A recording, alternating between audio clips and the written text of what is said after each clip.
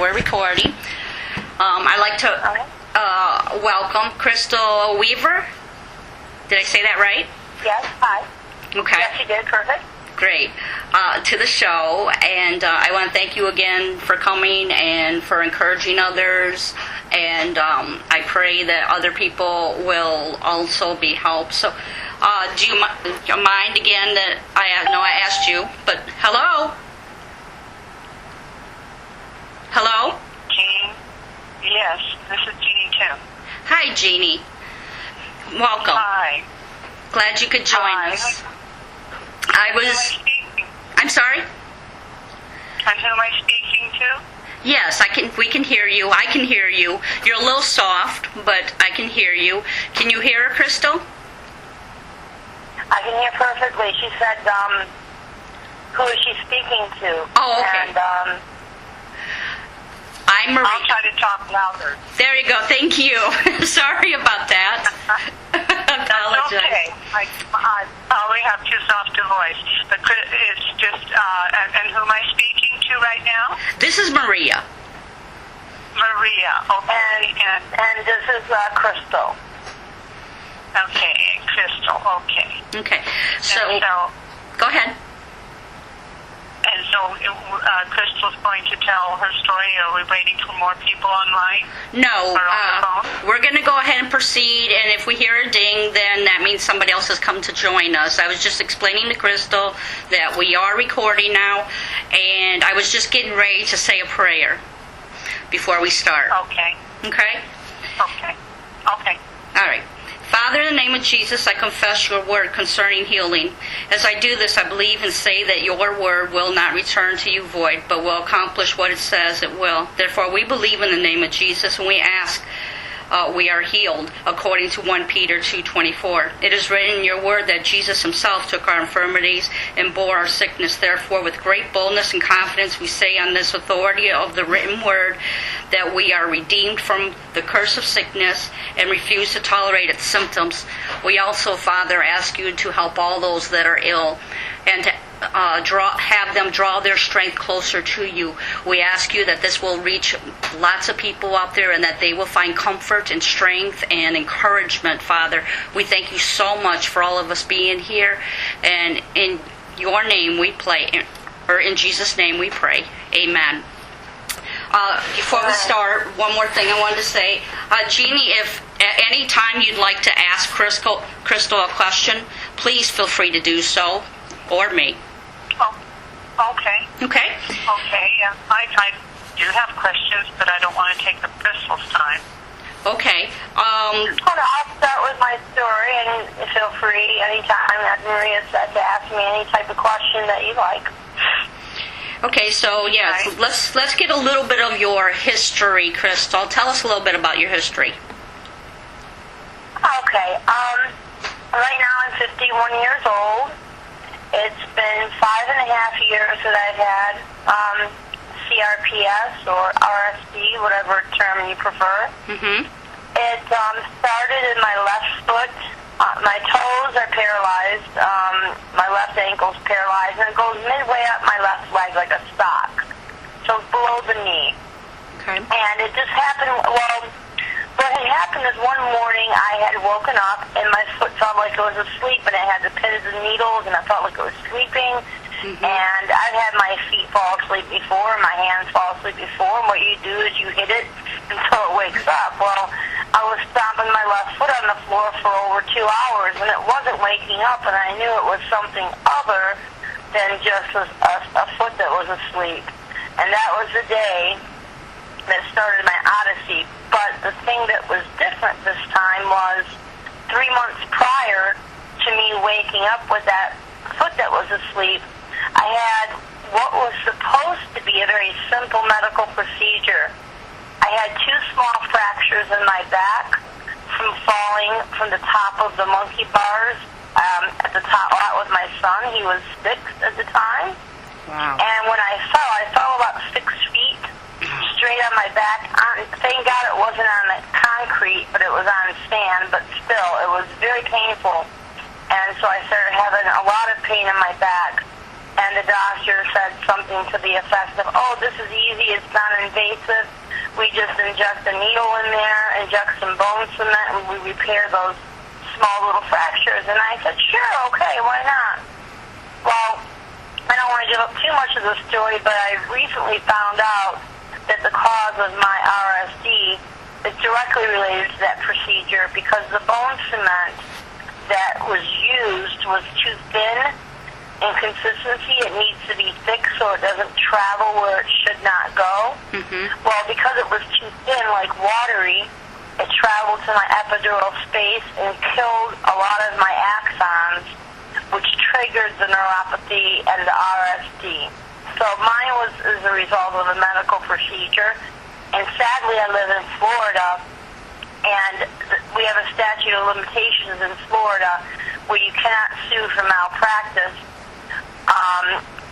if it's past 2 years after the procedure. I didn't find out until 4 years after the procedure. The doctor told me definitively that this is what caused it, and I had done a Google search just out of the blue one day for nerve damage and bone cement, and found out back in 2002 that the FDA had recommended that bone cement not be used in procedures involving the spine. So just to say that, I thought I was going to be able to sue so I could not have to worry about keeping a roof over my head with my son, but that's not even the case. I don't even get to do that here in Florida. I'm so sorry. I don't want to focus on that part, but that's how I got the RSD. It took me a while to figure out how I got it. Okay. But with this, when I first got it, the pain was so unbearable. I could not even put any weight on that foot at all.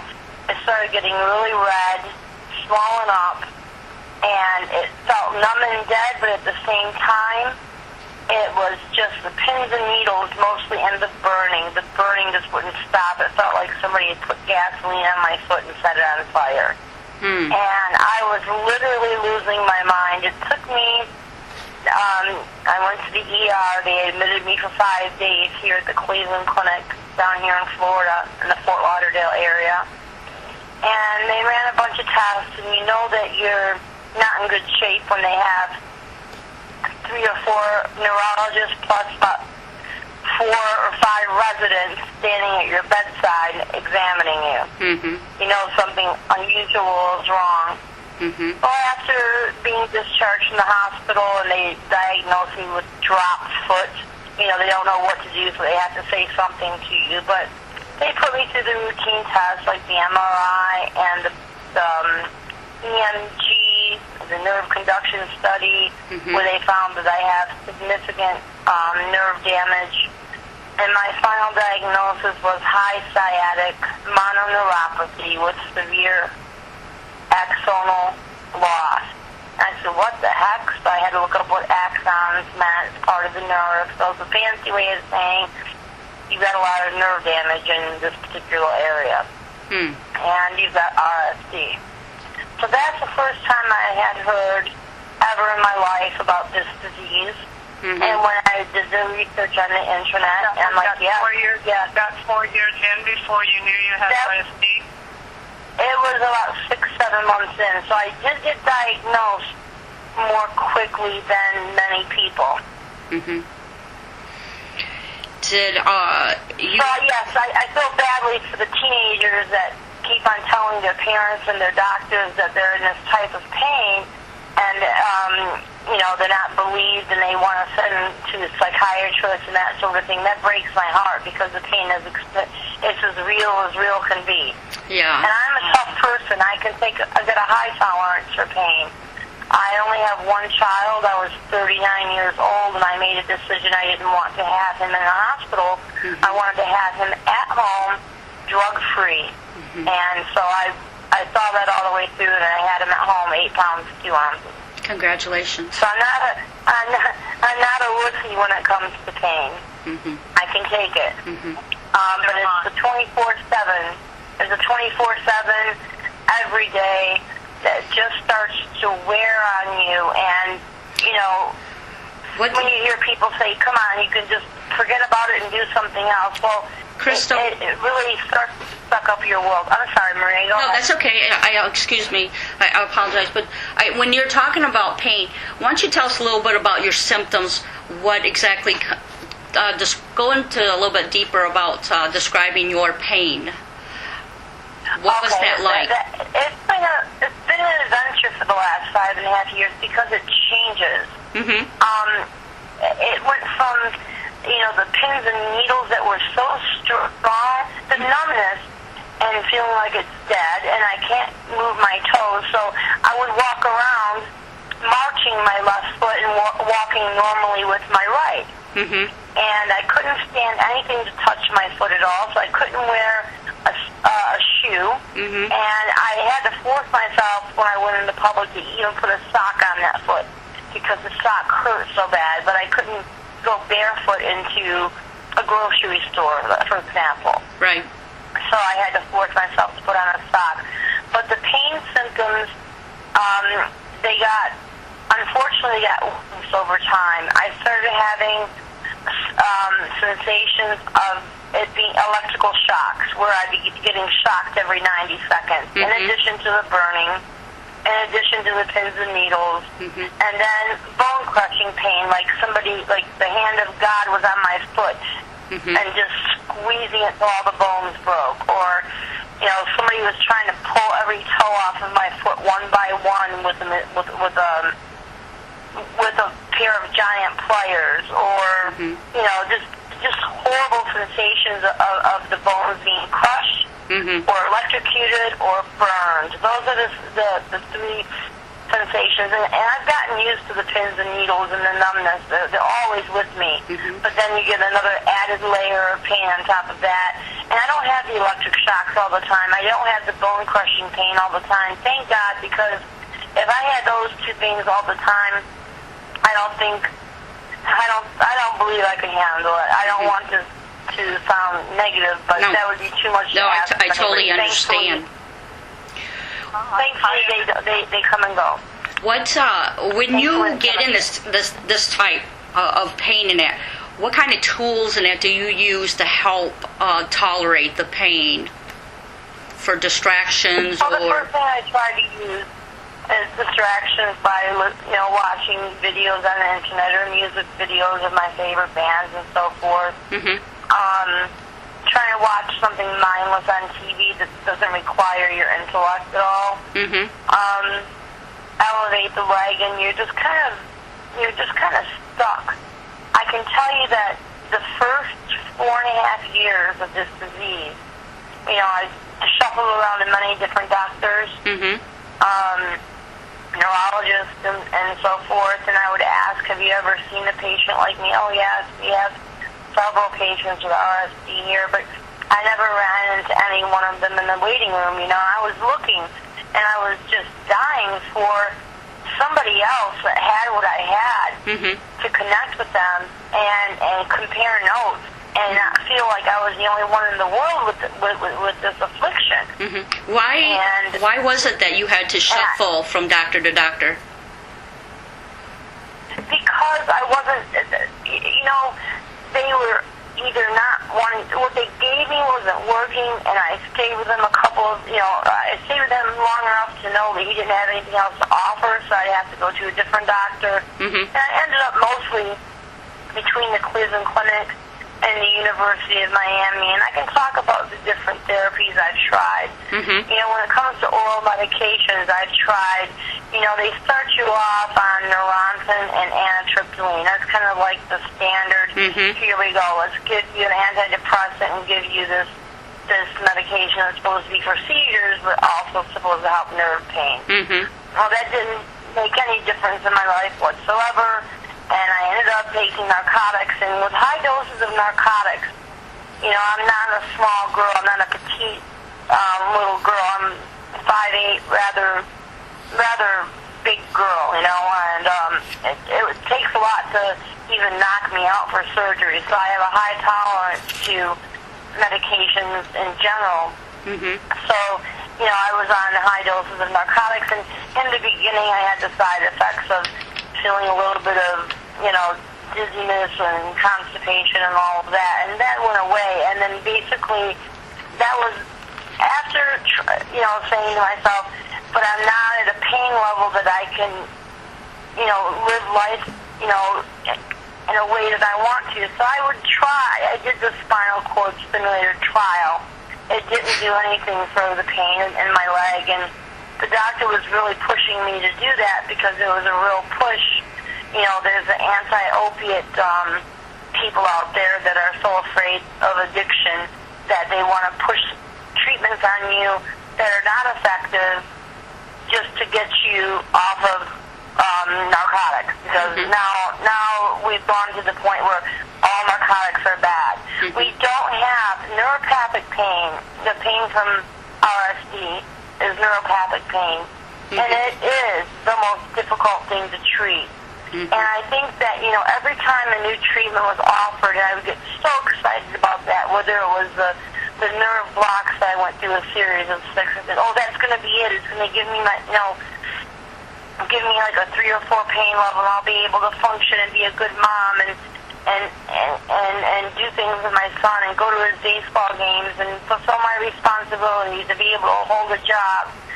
And I went through them, and they didn't make a difference, and you get so disappointed. Then I did there's a drug that's called Chrystal.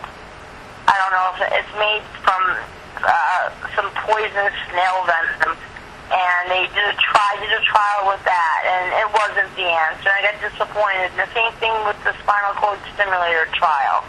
I did that. And then I did the ketamine high-dose infusions at the University of Miami. And that actually was the thing that helped me the most. But the doctor that did it, I was the first person she did it on. And I had horrible hallucinations. I was inpatient in ICU for 10 days. And she was increasing the ketamine dose, but she was not increasing adequately the dose of whatever benzodiazepine that she was supposed to give me in conjunction with the ketamine to reduce the likelihood that I would have hallucinations. And I had the most horrible hallucinations. I couldn't even explain it to another human being, but I swore that I would never, ever subject myself to ketamine again, which I'd reversed my position on. I would want somebody that has a lot of experience with it. If it was going to be high dose, you'd have to know how to increase the other medication. I just don't want the hallucinations again. And plus, ketamine is something you have to maintain with booster infusions, but they're low dose. So when they're low dose, you don't have hallucinations with low dose. But every insurance company that I've heard of, they don't reimburse enough, and so doctors don't typically accept insurance for those infusions. You have to pay out of pocket, which I'm not able to do. Well, when I'm sorry. You can ask me about my experience with ketamine. Okay. But I found that helped me I'm the most. here, so, I mean, if you have a question, because I've gone through the ketamine, and I can tell you my experience and kind of talk about that. Okay. That'd be very good. So anyway, I wasn't able to hold on to my job, and I worked so hard for the degree. I was the first person in my family to ever graduate from college. I became a CPA. Had a great job. I was making 6 figures, and that was part of my identity. The friends that I had relationships that were, 20-something years, 22 years, 23 years of friendship. And these people I thought were, like sisters to me. And they've all dropped off. And I ended up, my marriage failed. So I end up with unable to work, husband left, all my friends left. My mother died of Lou Gehrig's disease. I'm sorry. We had a really small family, yes, and my other sister went off and got addicted to crack, and my other sister has Asperger's syndrome, which is kind of related to autism. So I have nobody, I have no support system at all, and I got to my deepest, darkest days during that time when I didn't have a support system and didn't have anybody to talk to and never met anybody with RSD. And then I found that there was a Facebook group called Here to Help RSD. And I thought, wow, there's a support group. But I had to have a Facebook profile, which I didn't have, because I thought Facebook was, retarded. Who would be on Facebook anyway? That's no way to make friends. But I had to change my mind about the Facebook thing, and I created a quick profile. I didn't even have a picture on it. And they almost didn't let me in because the profile was quickly created. They couldn't tell if I was for real or not, but they let me in, and that really, I have to tell you, I was absolutely considering, it was a weekend that my son was with his father, and I was in so much pain and feeling so alone. And one of the bad gifts I got after the RSD, I ended up losing all my teeth. I had to get them pulled, and my teeth were beautiful. I ended up with diabetes, and nobody in my family has diabetes. And you have all of these secondary things that start to go wrong with you. And here I am with the insulin syringe, saying to myself, if I gave myself 100 units of this, I'd never wake up. And I was seriously considering that, and I wanted to keep this talk real because, on the support website that I mainly go to, my main go-to, there's times when I'm feeling strong enough when somebody posts something where they're desperate, I'm able to offer encouragement, which makes me feel so good. Thank you. And then times when I'm losing it, and I go there, and people are there to encourage me. And honestly, I can say that that support group made a huge difference in my life. It was a lifesaver and came completely at the right time for me. That's awesome. Completely at the right time. I was 2 years uninsured waiting for Medicare. And when you don't have health insurance and you have something like this, yes, you go to the emergency room looking for help, you get labeled a drug seeker, and they won't help you. It's not, you're not dying, you're just in pain. Right. Well, this, I'm gonna, if you tell the doctor, if you send me home, I'm gonna jump off a bridge, you don't tell the doctor that because then they Baker Act you for 3 days. So, I learned the hard way about that. But, I've used, you asked me about tools, Maria, and I can say I tried every tool in the world, some I'm not proud of. When I had absolutely nothing, and I couldn't sleep for 3 or 4 days, I got so desperate that I drank vodka just to be able to have a couple of hours sleep. Back to Civil War type medicine. So, I'm keeping it real and just saying that, I would read these people's, happy posts and I think, get out of your mind. I don't want to wake up. What are you talking about? Exactly. And you're not the first person. You're not the first person to think this way or to go through this, Chrystal. Many of us have at one time thought about ending our lives because of the pain being so bad. So, for anybody else that listens to this, I want them to know that they're not alone. That there's a lot of support groups out there. There's numbers to call. Put an emergency plan together to help you out for when those times come, that you have something to fall back on. Hello? Hey, did you send me a place? Hi. Welcome, Jane. Hi. So, back to talking about suicide, I just want everybody to know that there's somebody out there to help them and to listen to them and for them to just vent or whatever they need and people not to give up. Absolutely. There's several support groups out there that are specific to RSD. I don't want to talk and say, for me, everybody's different. And That's right. For me, the best group I have encountered, that somebody is there to offer support, somebody's there, if you're venting and having it rough, it's a support group called Here to Help RSD. That's a fantastic one, and that's the one that really, the weekend that I was really considering, checking walking out, I found that group. I was accepted, and I was reading people's stories, and I was reading they had the same problems that I had, and some were hurting like me, and others were encouraging. And I got on there, and I posted, and the love that was shown to me, and the concern that I had just joined, that made all the difference. And they have a lot of information also in their files. Yes. Maria, Yes. would you and Chrystal excuse me? I thought it started at 7:30, and so I'll just listen to it on the tape, okay? Okay, Jane. Thank you for coming. Thank you. I'm sorry I interrupted. No problem. Okay, bye-bye. Bye-bye.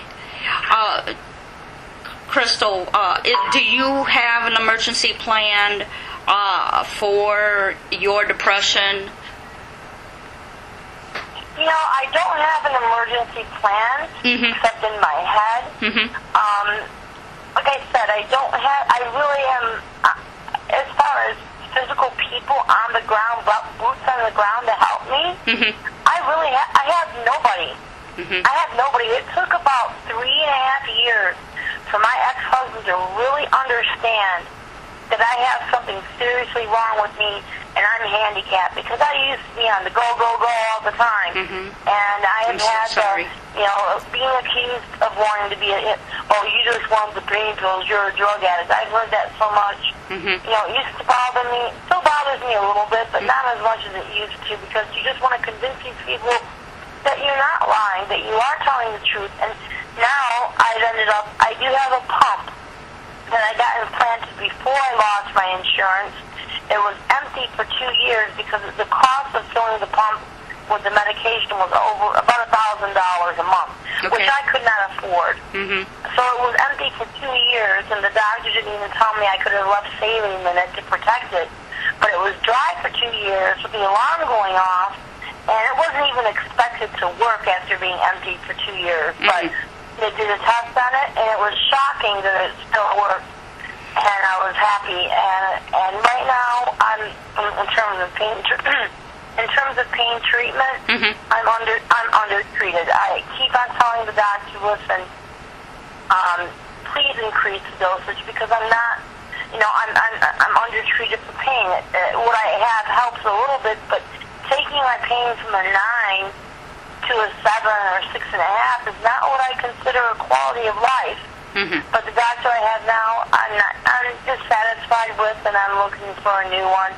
He won't even prescribe me lorazepam for nighttime to help me with being able to sleep. And because they've got people all riled up about, like I said, especially in Florida, because we got such a bad reputation. Because of the pill mill crisis that we had down here.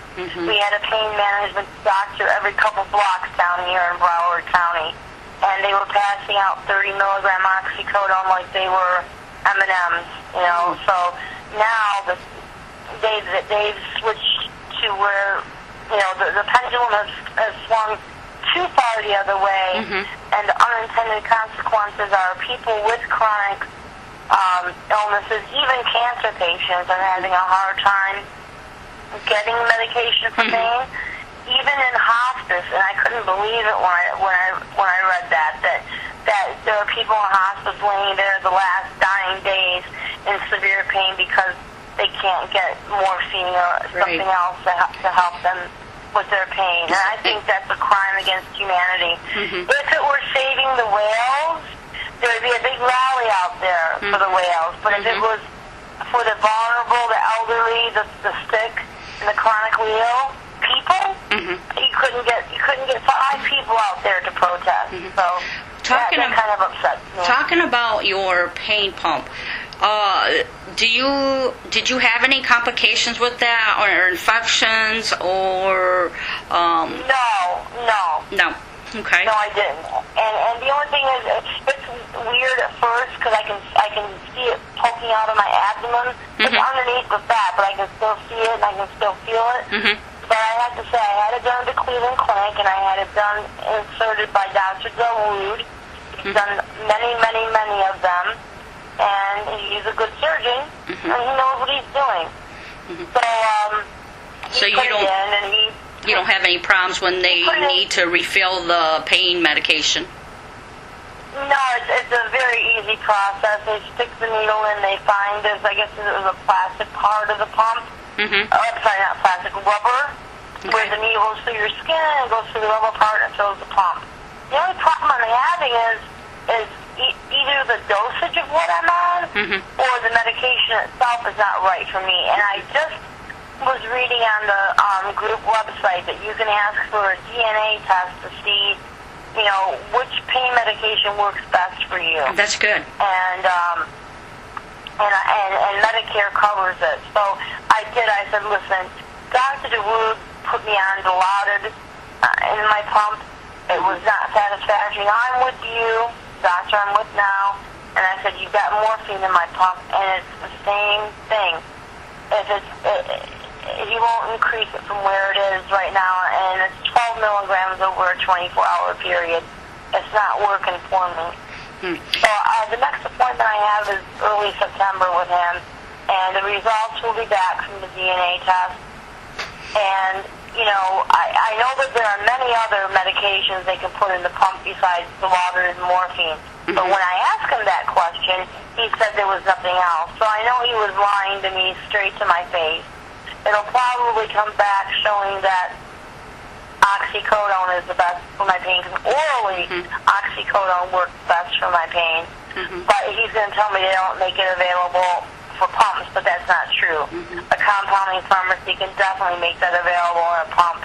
So I'm looking for another doctor right now, but they have scared so many doctors away. The DEA, you know, with this, you know, crackdown on the pill mills and so forth. So many doctors that specialize in pain management have gotten out of the field, retired early. They didn't want to deal with what was happening. And it's very hard. It's hard to find somebody to fill your pump.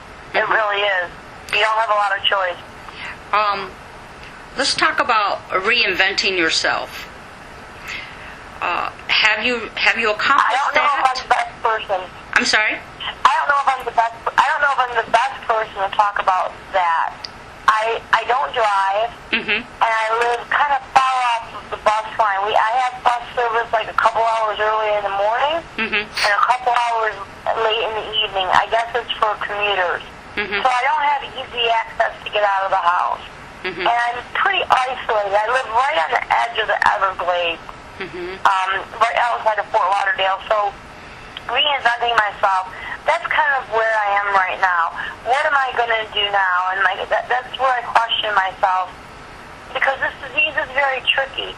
If you have a plan for a certain day, and when you get up, your body's not cooperating, you can't do it. So it's got to be something that you can do when you feel able to do it. I haven't found that niche yet. The one thing I have started to do is it made me very, this is what they've done to us in Florida. And what states are you both from? I'm from Michigan. I'm from Michigan originally. I'm sorry. Jeannie?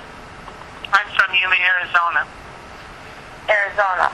Okay. Yeah. I'm Right on from the Allen Park, border. Michigan. Okay.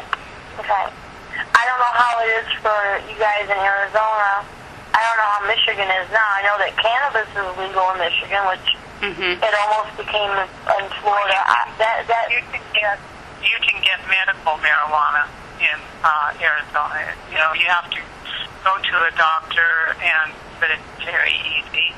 And they write a prescription, and then you apply for your card, and you can get medical marijuana. It's not recreational like Colorado.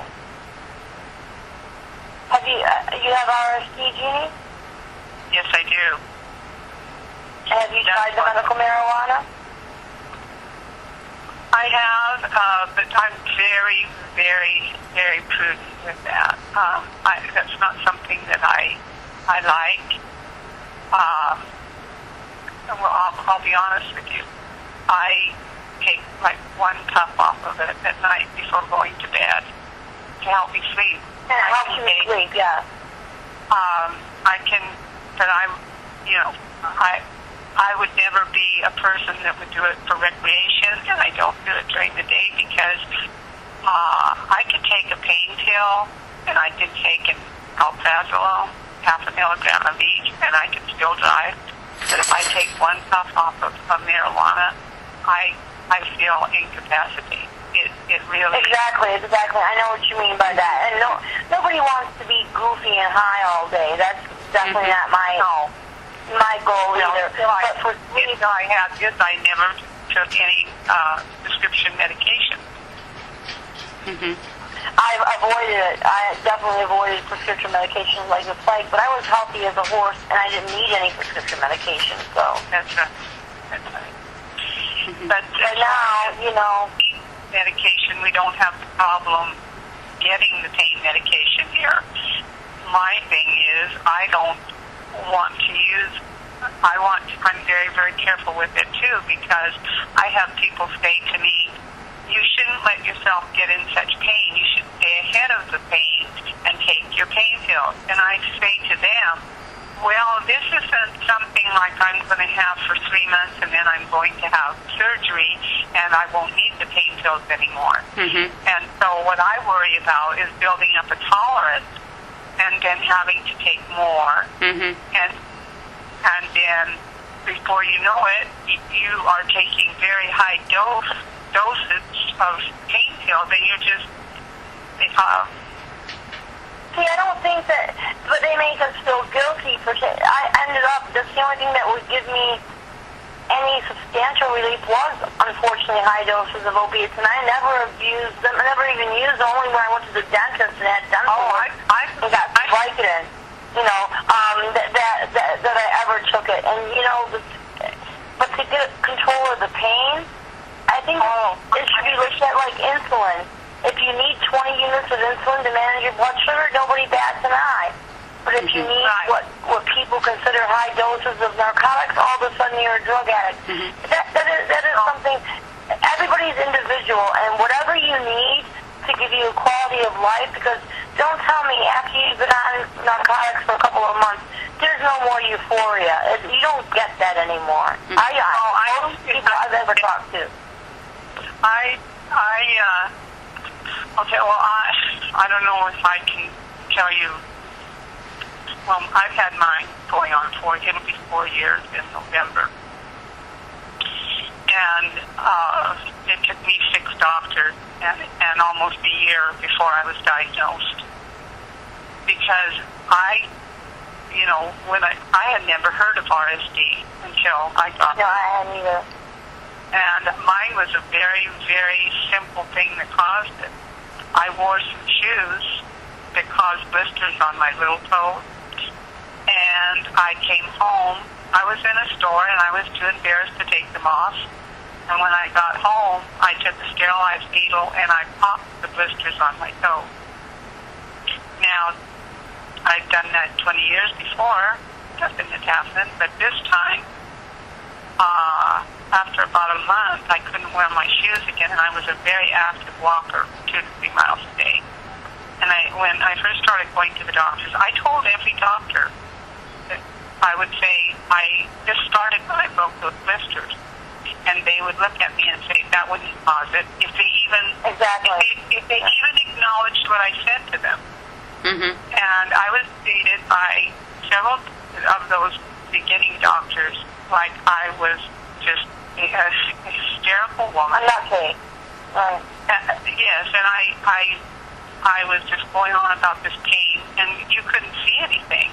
And they did all the tests like they did for you, Chrystal. They did. I had MRIs, I had EMGs, I had a lumbar puncture, I had all the sympathetic nerve blocks. Then because my insurance wouldn't pay for it, we paid $17,000 for me to go into the hospital and have ketamine. That was my hope, and the word is hope. When you have hope, sometimes it keeps you from thinking of committing suicide. If there's hope. But what happens, that I find, when you no longer have hope, that's when it gets scary, because I don't know, like for myself, I had another injury to my foot about 5 months ago, and for some reason that injury took me to another level, and I cannot live without the pain pills now. And, I know the ketamine didn't work, and so I'm like you, Chrystal. There's times it gets kind of scary, the place your mind goes. Well, I have a 12, he'll be 12 next month, and when I start to get in a dark place, I think about how much my son needs me, especially during these formative, the preteen and teen years. Without going into my family dynamics with my ex-husband, just suffice it to say, he doesn't talk to my son the way I talk to him. I'm the one that explained the facts of life to my son. My ex-husband would never sit down with him and do that. He's kind of emotionally, kind of like cold, and I'm very loving and affectionate to my son. And I can't imagine what my son would do without me. So that's what keeps me here. I would be afraid of what I would do without having the responsibility for him. But then there's the guilt that comes along with not being able to do all the things. I can't really do much with him, and that really bothers me. The things, when he was 6 and before, I did everything with him. We traveled together. We've got very few memories of a healthy mom. Very few. Is there certain tools that you have found that help you through your illness? Certain clothing, bedding, maybe cane or certain type, or something that you've had to use to reinvent to get through your CRPS? Since I've had CRPS, I really haven't slept in a bed. I sleep on the couch. And I've got a recliner, and that's where I've ended up, and that's where I've slept for over 5 years, 5.5 years now. Because it's just, I've tried to sleep in a bed, but having my foot, it's just, I don't know if it's become psychological with me now, but it's just easier for me to try to sleep on the couch than it is not. And with the pain, I would lay there in bed, and at least if I was in the front room, because I don't have a television in the bedroom, I'd watch some mindless TV and doze off to sleep with the television. Like I said, in terms of tools, like practical tools that people use, like certain kind of sheets, or having something that lifts the sheets where it doesn't touch your leg. A lot of people do things like that. I don't. I just leave my just recently, I've noticed that the RSD has spread. Now it's affecting my right foot and my right lower leg. And I have been to the hospital. The biggest change for me is getting cellulitis all the time. Every couple of months, my legs will swell up so bad, and they'll get as red as a stop sign. And they'll give me, my primary care physician will give me oral antibiotics. They won't work. I'll end up going to ER. Do you get rashes? Chrystal, do you get rashes? No, I don't have the problem with rashes that some people do. Some people get a lot of rashes. I tend to, my gifts from RSD over the last 5.5 years besides, but it's not as severe on my right foot as it is. I still have movement in my right toes and ankles. And it doesn't feel like my right foot is caught in a vice, like a bear trap or something, like my left foot does. So my left foot is still my bad one, even though it's spread lightly. It's spread, I have about 50% of the pain of my left foot I now have in my right foot. But it's like I said, it's only half of the pain. But still, it's taken it 5.5 years to spread from my left to my right, which I'm thankful for. I know I have the rashes. I have 2 different types of rashes, and the rash on top of my body. If you touch me, my body lets off antihistamine really bad, and it's very painful. And Does it get? my lower rash does itch. And that one, well, the first one they gave me hydroxyzine, which has helped keep my body from producing so much histamine. The second rash does itch and very painful, red dots, and gets a little white on top of them. They're really tiny, and we believe that, well, CRPS has a rash all by itself too, but I'm trying to get my diagnosis for mast cell activation disorder, but not many doctors know about that one either. So well, I'm glad that you mentioned that about the rash. I mean, I'm glad we're talking about the rash. I'm sorry? Because I'm glad we're talking about the rash. Mm-hmm. Because I did, as long as I've had RSD, I did not know that people with RSD could get a rash from it. Yes. You'd be surprised at the things that RSD can, the secondary things that RSD can do to you. Absolutely. Because you think, what does diabetes have to do with RSD? Mm-hmm. Or what does RSD have to do with you losing your teeth and your teeth falling out and rotting out? Well, and that's why there's so many things that went to Or complex. losing your hair. or your hair, exactly. I had that thing too. But the really cool thing that happened in Florida, and you said you didn't have to do what they call the pharmacy crawl. What happened down here? Number one, you were lucky if you found a doctor to write you a prescription for narcotics when they were cracking down on the pill mills down here. And let's say you finally found a doctor to write you a prescription for it, right? Mm-hmm. Then you got the prescription in your hand, and you're like, okay, finally I found a doctor to treat me and give me something for the pain. Then you would go to one Walgreens, they said they don't carry it, or they're out. They would basically just straight up lie to you. Mm-hmm. And you go to another one, and you go to CVS, and you could literally, and this is no lie, you could go to 15, 20 pharmacies in one day and still not get your prescription filled. And they wouldn't let you fill it. You were basically filling it a day before you ran out, so you knew the next day you were going to be out and you were going to start going through withdrawals. Mm-hmm. And I cannot tell you how many times. That's dangerous. That's dangerous. I can't tell you how many times over the last 5.5 years that, I struggled to even find a doctor to write an opioid prescription, and I finally was able to find one, and then not being able to get it filled. Or I found a mom and pop pharmacy that was consistently filling them, then they were out. And, That they were happens here. truly out. They weren't lying to me. Yeah, that happens here. The DEA puts quotas on what pharmacies can order, and the quotas for the General Accounting Office, the DEA was just audited, and they're pulling these quotas out of the hat. I was going to say somewhere else they were pulling them from.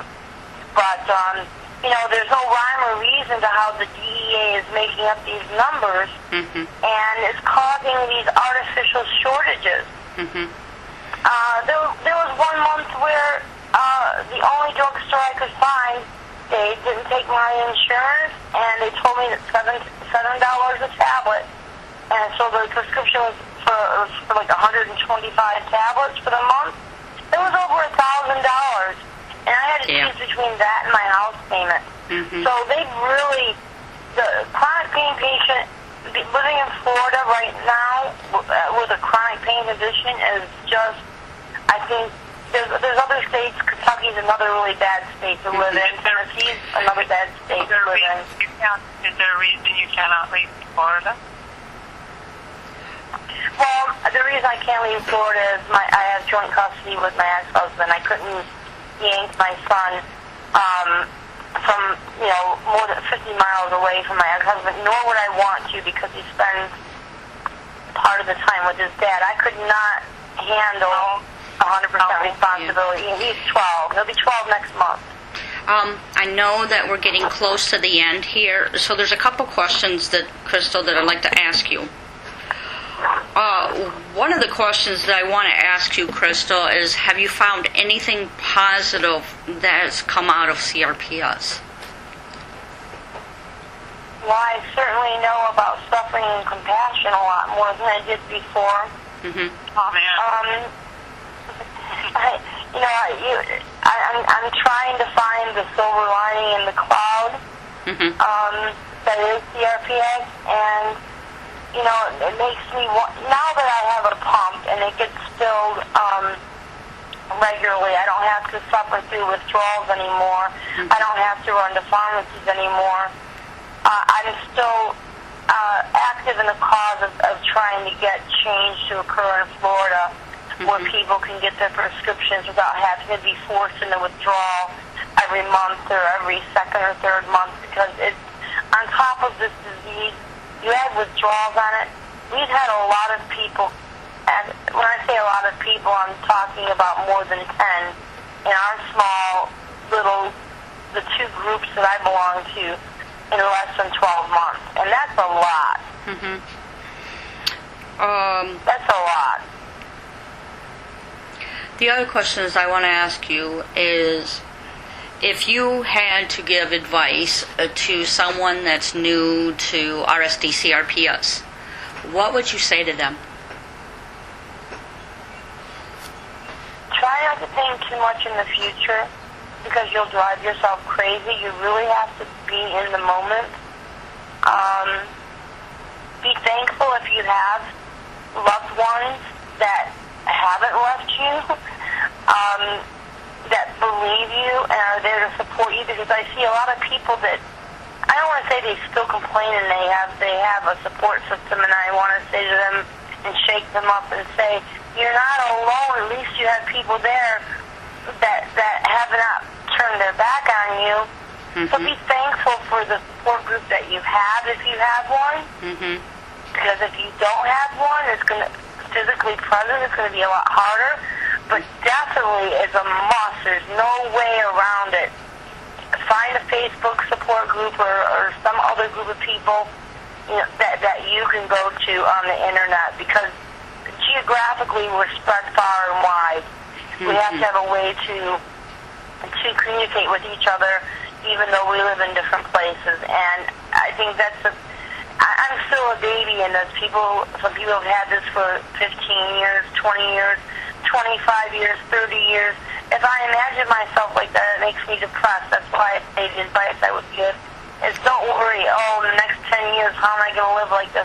I can't think like that, because that'll put me in a tailspin. I just can't do that. I and I've got to have hope that medical advances are close enough. I want to say the 3 to 5 year period, that they're going to be available to us, and there's going to be something better out there to help us than what we currently have right now. Mm-hmm. Let me ask you, why do you have that feeling it's going to be in 3 to 5 years? Because I read a lot on the internet and about the new things. They have clinical trials and a couple of different things, and I do believe the medical advances are coming fast and furious. It's a matter of getting them pushed through the FDA, and because this is kind of like an orphan disease, they can fast track things for RSD. So I have had the whole word hope, that 4-letter word hope. Mm-hmm. That's what I'm hanging my hat on. Mm-hmm. And a lot of prayer, because I have been on my knees and cried to God many, many, many days and nights. Mm-hmm. Chrystal, is there any types of events or projects maybe you might be working on, or something that you'd like to share with everyone? Well, I was actually, this is Florida specific, and Jeannie's from Arizona, and you're living in Michigan. Mm-hmm. I was trying to get together a bunch of people in Florida that were sick with chronic illnesses, not just RSD, to picket the DEA offices to say, look, you're hurting people. You've got blood on your hands. People have when their doctors have retired, their pain doctor, and they couldn't find anybody else to help them, and they get desperate, and they're in pain, and they're in withdrawal, and they make a decision that is not, you can't take it back once you decide to do that. Mm-hmm. And it's a crisis here in Florida. And that's the thing I've started to work on, and I can work on when I feel good. Mm-hmm. So I'm using that as something to be worthwhile. And I just want to mention this, a shout out to Dr. Lynn Webster. He's a pain management specialist. He's from Arizona originally, too, by the way, Jeannie. Mm-hmm. He's not in Florida. He flew here, and I'm going to be part of a documentary. That's that awesome. He self-funded. It's going to be probably on PBS this fall sometime. So I will definitely post it. My name is Chrystal Weaver. I'll post when it's available, and how I'm sure it'll end up on YouTube. That's awesome. Is he still here in Arizona? He's not practicing now. He's focusing on research. I know. He's focusing on research of opiates that are harder to abuse, I guess. Because that's and so he wanted to bring it to the attention. People don't understand. Regular people, like before RSD, I thought that only cancer patients really need that strong a medication. Mm-hmm. And you don't have to worry about cancer patients becoming addicted because they probably have less than a 5-year lifespan anyway. Well, now that I've been introduced to the world of invisible illnesses and chronic pain, I understand that there are non-fatal diseases that are extremely painful, Mm-hmm. that need to be managed with the best thing that we have available right now, which happens to be opiate medication, and it shouldn't be shameful, but people shame us. Mm-hmm. People don't understand it, and that was his mission, was to educate people that, there's chronic pain out there that needs to be treated. So he flew from Arizona to Fort Lauderdale, and he spent 4 good hours with me. He hired somebody to come and film me and interview me, Mm-hmm. and it should be, like I said, he's trying to get it on PBS sometime this fall, but it's actually done. We'll be looking forward. Sure, because I watch PBS, and I think, what I did my doctor is just a primary care doctor here. We don't have anybody that specializes in RSD, and so when I went to him last week for my doctor's appointment, because I go just to get prescriptions because there's nothing he can do for me. But Exactly. I took a drawing to him that I saw on Facebook, Yeah. and it was a stick man sitting in like a wheelchair. Did you see that drawing? No. And it said a visible illness. When you see somebody in a wheelchair, you have compassion. And they show a stick man looking normal, and beside it was the caption, invisible illness. Mm-hmm. And so, and the doctor, when I showed him that, he kind of laughed, and he said, well, when I look at you, if I saw you, I would think you were a perfectly healthy person.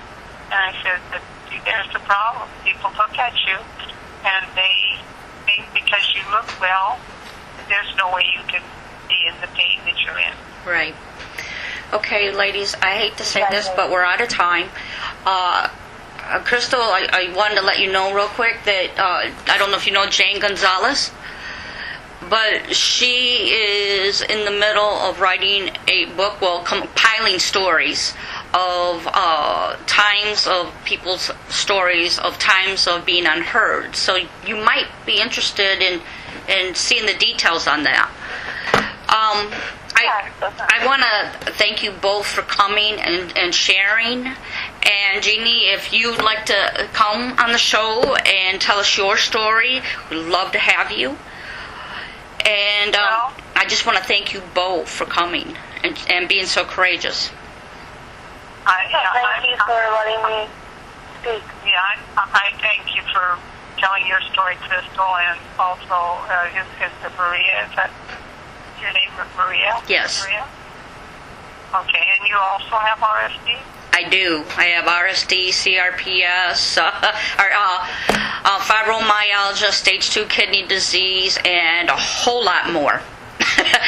I have a whole baggage full of things. I've had CRPS for 4 years. Yeah, well, I think along with it comes, like you say, either Chrystal said or you said, I think then we start developing other things along with it, because I also think that I have also developed fibro from this, because I'm full body now. Yeah, I'm sorry to hear that. And and then this, like, I'm sorry, I'm going to get off the phone, but like this new thing, this new rash thing, something I didn't know. Oh. And because I never hear anybody talking about getting a rash with it. And now I would recommend going to the Facebook support group, Here to Help RSD, and asking to become a member. There's so much good information there, and it wouldn't be a surprise to you right now that rashes come with RSD, because people write about it all the time on that site. Mm-hmm. It's very active. The admin is fantastic. I don't know how she does it. She's fantastic. She doesn't let it veer off into any kind of petty fights or anything like that. It stays as a support group, and it's a wonderful support group. I think I'm a friend of RSD Help or something like that. I think There's one called Here to Help RSD. Yes. Oh, Here to Help. I'll look and see if I am, and I will ask them. Look it up. It's a closed group. It's a closed group. You have to ask to join, and you get screened, and then you get added. And that was the Facebook support group that I found that actually I can credit with pretty much saving my life. Mm-hmm. Here to Help RSD. I'm a member of several of them, and they're not as active, and they don't have as much good information as that particular group does. So I can say that in my experience. Okay, well, thank you. Yeah, I will go to. Okay, well, thank you both. Thank you. Thank you so much. And you both take care. You too. Bye-bye. Take care. Bye-bye. Bye-bye, everybody.